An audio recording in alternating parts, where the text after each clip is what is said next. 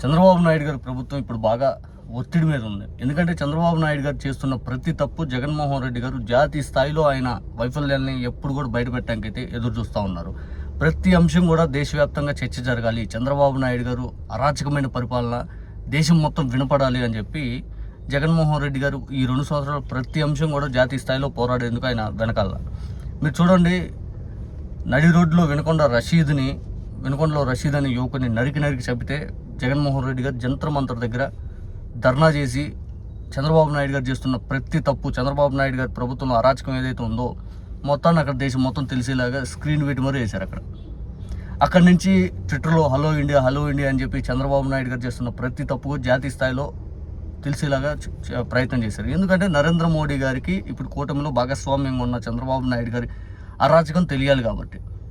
ఇప్పుడు కూడా వాస్తవానికి లాకప్ డెత్ అనేది చాలా సీరియస్ ఇష్యూ. అసలు నిజంగా ఇది దేశం మొత్తం ఒకసారి అసలు కదిలే అంత పెద్ద ఇష్యూ. ఇది ఆషామాషగా తేలిగ్గా తీసుకోవాల్సిన అవసరం కాదు ఇది. ఎందుకంటే చంపేయటమే తప్పు. అసలు చట్టం అనేది చేతిలో తీసుకోవడం పోలీసు వారికి ఎవరిచ్చారు హక్కు? కోర్టులు ఎందుకు ఉన్నాయంగా? అటువంటి కోర్టుల్లో ఉరిశిక్ష చేసినా కూడా తప్పులేదు. కానీ చట్టం అనేది ఒక వ్యక్తిని ఎలిమినేట్ చేయాల్సినంత దారుణమైన సిచ్యువేషన్ మన రాష్ట్రంలో ఎందుకు వచ్చింది? పోలీసు వారికి అంత స్వేచ్ఛ ఎందుకు ఇచ్చారు?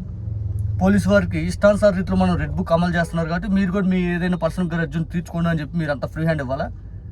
వాస్తవానికి ఇది దేశం మొత్తం తెలిసేలాగా ఈరోజు దేశవ్యాప్తం చర్చ జరిగిందంటే జగనన్నే కారణం. నిజంగా జగనన్న నిన్న పెట్టిన ప్రెస్ మీట్లో మాట్లాడిన ప్రతి మాట కూడా ప్రతి ఒక్కరికి అర్థమవుతుందని చెప్పాడు ఆయన. ఇంకా క్లియర్గా చెప్పాలనుకుంటే నరేంద్ర మోడీ గారు కూడా దీని మీద పూర్తి స్థాయిలో పూర్తిగా ఏం జరిగిందని ఎంక్వైరీ ఆయన పెద్ద ఆయన పూసుకొని సిబిఐ ఎంక్వైరీ వేయాలి. అసలు ఏం జరిగింది, ఏం కథ ఇదని. అంత పెద్ద ఇష్యూ ఇది. ఎందుకంటే పౌర హక్కులకి భంగం కలిగేలాగా ఇంత దారుణమైన సిచ్యువేషన్ ఉంటే ఎట్లా? ఇంత దారుణమైన సిచ్యువేషనా? అసలు ఏం చేసినా కానీ అడిగే వాళ్ళు ఎవరు లేరు అని చెప్పి వాస్తవానికి చంద్రబాబు నాయుడు గారి తీరు అలా కనపడతా ఉంది. మనం ఏం చేసినా కూడా అడిగే వాళ్ళు ఎవరు ఉన్నారు? మన ఇష్టం, మన రాజ్యం. ఈ రెడ్ బుక్ బోర్డు బుక్ అమలు చేసినప్పుడు మమ్మల్ని ఏమనలేదు, ఈ అవునుగా చంపేస్తే ఏమవుతుంది, మనల్ని ఎవడు అడుగుతారు అనుకుంటున్నారా? నిజంగా ఇది మోడీ గారు దీని మీద నిజంగా ఆయన స్పందించాలి, బీజేపీ కేంద్ర ప్రభుత్వం స్పందించాలి. పౌర హక్కులకు భంగం కలిగేలాగా కనీసం బూడిద కూడా ఇవ్వకుండా ఏ స్వతంత్రం అతనికి ఇచ్చాడు, ఎవడు ఇచ్చాడు అనేది ఖచ్చితంగా మనం ఇక్కడ డిస్కస్ చేయాలి.